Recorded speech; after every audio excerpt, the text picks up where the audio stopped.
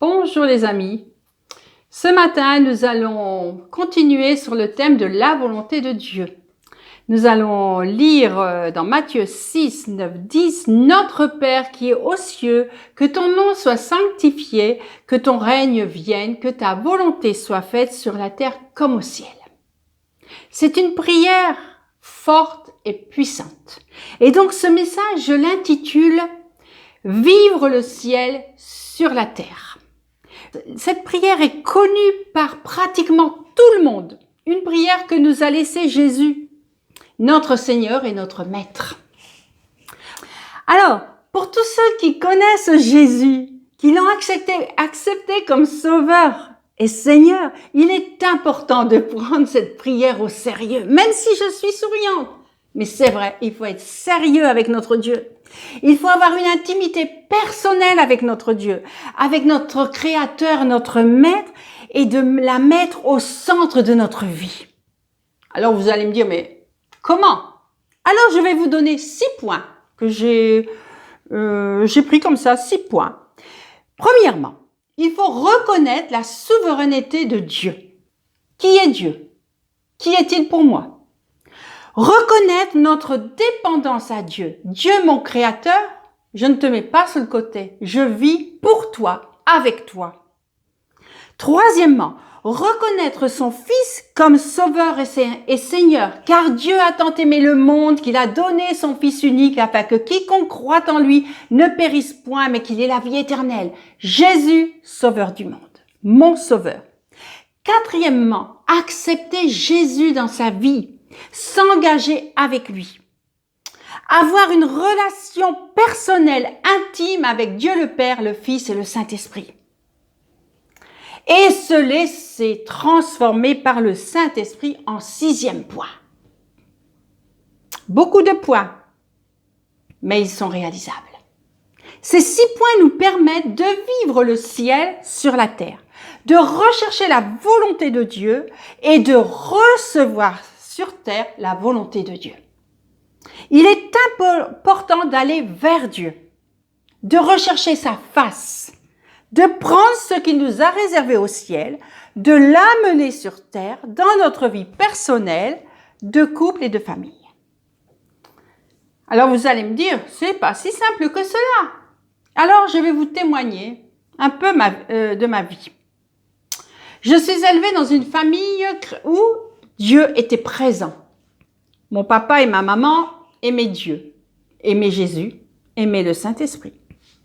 Dès la naissance, il y avait une relation avec Dieu le Père. Pourquoi? Parce que mes parents m'ont présenté à Dieu. Mes parents m'ont accepté comme un cadeau de Dieu. Moi, je n'étais pas consciente, j'étais bébé. Mais j'étais déjà sous la protection de Dieu et j'avais une relation avec Dieu qui était présent dans ma famille. Mes parents, au cours de mon enfance, mon adolescence et ma jeunesse, m'ont parlé de Dieu, son Fils, comme Seigneur, comme Sauveur. Sauveur de l'humanité, ils m'ont appris aussi le rôle du Saint-Esprit dans nos vies. Ils m'ont enseigné, ainsi qu'à ma fratrie, le bien et le mal. Et tout cela ensemble a fait qu'inconsciemment, une relation s'est produite avec mon Père, avec le cœur de Dieu, même si je ne l'exprimais pas ouvertement. J'étais bébé, j'étais enfant, j'aimais Jésus, je chantais à Jésus, je priais, j'ai appris le Notre Père par cœur. Et vous savez quoi? C'est pas une anecdote, c'est une vérité. Mais comme je suis d'origine polonaise, eh bien, on m'a appris le Notre Père en polonais. Pour un enfant, vous savez, ce n'était pas facile parce que tous les soirs, mes parents nous demandaient de nous mettre à genoux et nous faisions le Notre Père avant d'aller au lit en polonais. Mon adolescence s'est très bien passée, sans problème majeur et questionnement ou révolte. Ma jeunesse fut une très bonne période de ma vie. C'est une période de la vie où j'ai réalisé que je devais prendre une décision. Non pas suivre la foi de mes parents, mais prendre une décision personnelle. Et il fallait que je me dise, je suis Jésus ou je ne le suis pas. Donc, j'ai pris la décision de le suivre. Je l'ai prise à l'âge de 18 ans. Ma relation avec Dieu le Père a bien évolué. Elle est devenue réelle et sans regret. Ma relation avec Dieu le Père, elle est devenue forte, puissante et mature. Je n'avais plus le raisonnement enfantin, mais j'avais déjà parcouru bien du chemin. Et je savais qui était Dieu. Et je savais qu'il m'aimait et je l'aimais en retour. Dieu se laisse trouver si on le cherche, peu importe votre passé, votre situation familiale. Jérémie 29, 13 nous dit « Vous me chercherez et vous me trouverez, si vous me cherchez de tout votre cœur. » Voilà, une disposition de cœur pour rechercher Dieu, pour avoir une intimité personnelle avec Dieu. C'est certain, il se révélera, il nous dit dans sa parole dans Matthieu 7, 7, « Demandez et l'on vous donnera. Cherchez et vous trouverez. Frappez et l'on vous ouvrira. » La même chose dans Luc 11, 9, il nous dit « Demandez et l'on vous donnera. Cherchez et vous trouverez. Frappez et l'on vous ouvrira. » Ce n'est pas pour rien qu'il y a des répétitions dans la parole. Donc la parole de Dieu nous incite à chercher, à trouver le trésor qui est Dieu.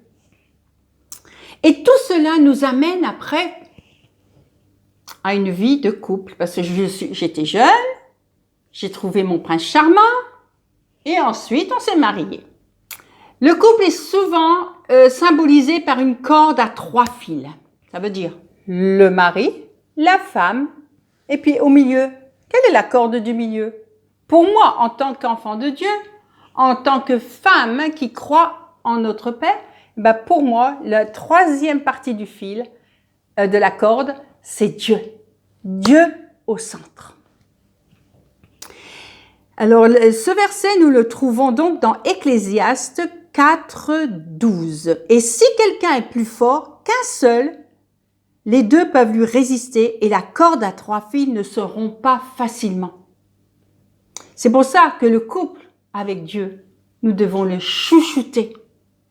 Nous devons en prendre soin. Alors, ma vision pour le mariage a toujours été d'avoir quand j'étais jeune fille, vous savez, les jeunes filles, on rêve, hein? On rêve.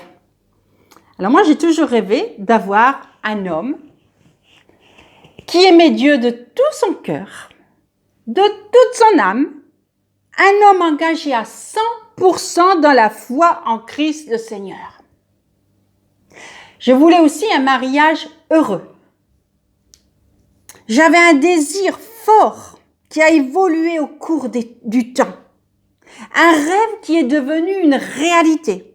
Dieu a répondu lors de ma rencontre avec ce jeune homme. J'ai tout de suite vu qu'il était un jeune homme qui aimait Dieu de tout son cœur, de toute son âme et qu'il était engagé. Donc, quand il m'a fait sa demande en mariage, je n'ai pas hésité une seconde. J'ai dit oui, je veux bien t'épouser.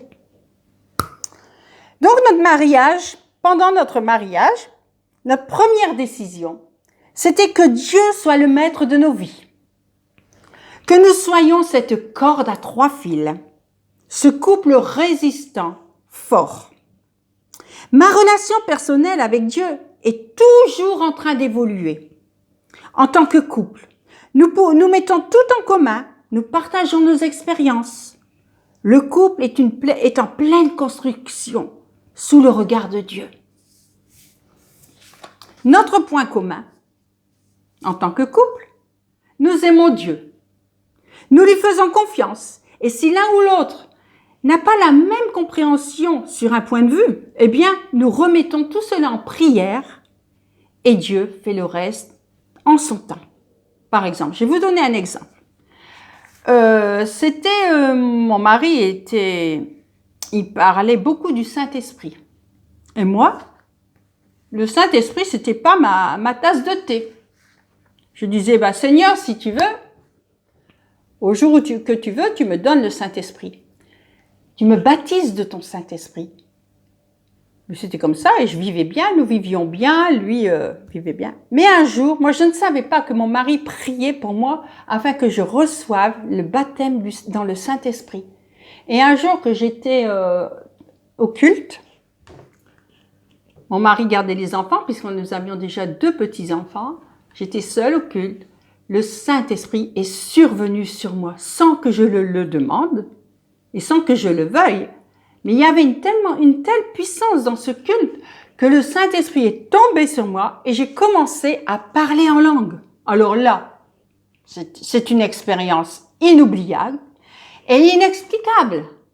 Mais Dieu était à l'œuvre.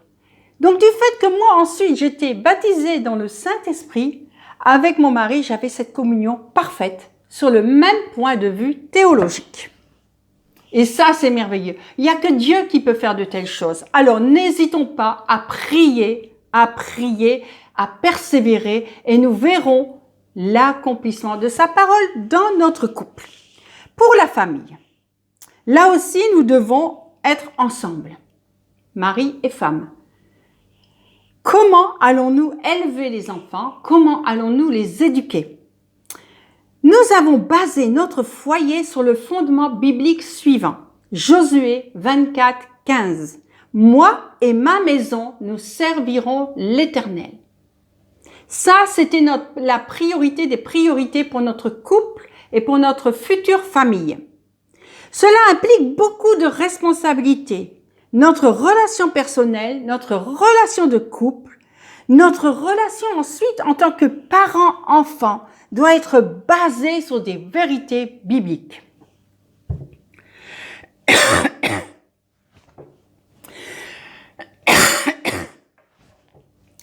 Nous avons pris cette décision dès l'arrivée du premier enfant, en ayant conscience qu'il faudra tenir dans le temps. Nous savions que Dieu est fidèle et qu'il accomplirait son plan à merveille dans notre vie familiale. Alors, il y a eu des jours sombres, il y a eu des jours heureux, mais tout était sous le regard de Dieu. Et Dieu conduisait toutes choses. Et nous avions toujours gardé la même détermination. Pourquoi être déterminé? La détermination nous emmène à vivre par la foi. Nous vivons par la foi. Nous mettons notre confiance en Dieu. Nous prions. Nous avons cette relation personnelle avec Dieu le Père et Dieu le Père nous le rend à merveille. Alors, quelles sont les conséquences de notre engagement?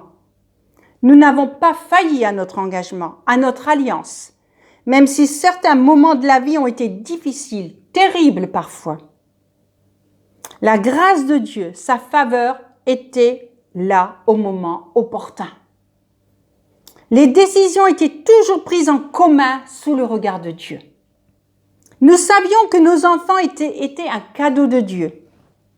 Nous avons donc tout fait pour qu'ils aient une bonne éducation, pour qu'ils aient un bon enseignement, pour qu'ils aient une bonne scolarité, pour qu'ils se sentent aimés, entourés par leurs parents. Qu'ils soient heureux avec nous et nous avec eux. Qu'ils soient respectueux et qu'ils aiment Dieu leur Père céleste en priorité. Notre prière était et sera toujours la même. Maintenant, ils sont bien grands, nos enfants, pratiquement tous mariés et ayant tous pratiquement des enfants. Je suis grand-mère, mon mari est grand-père. Mais notre prière restera la même pour nos enfants, nos beaux-enfants et nos petits-enfants et peut-être nos arrière-petits-enfants. Seigneur, ces cadeaux que tu nous as donnés, qu'ils soient pour ta gloire. Manifeste-toi dans leur vie, qu'ils vivent pour toi. C'est le plus beau cadeau de voir des enfants vivre pour Dieu. Des enfants qui s'intéressent à l'œuvre de Dieu. Des enfants qui vous entourent dans le ministère. Comme nous sommes dans le ministère, nous sommes des pionniers d'église ici sur l'île. Eh bien, nous voyons nos enfants nous entourer. Nous voyons nos enfants nous encourager. Mais quel précieux cadeau! Et quelle reconnaissance, nous pouvons monter vers Dieu. Il n'y a pas de plus grande joie. Notre joie est immense. Et en vous parlant ainsi, Je suis émue parce que tout n'est que grâce. Tout n'est que grâce. Et c'est avec simplicité et modestie que je peux dire, merci Seigneur, tu es bon, tu es bienveillant, fidèle à tes promesses. Tu réponds à nos prières selon ta volonté.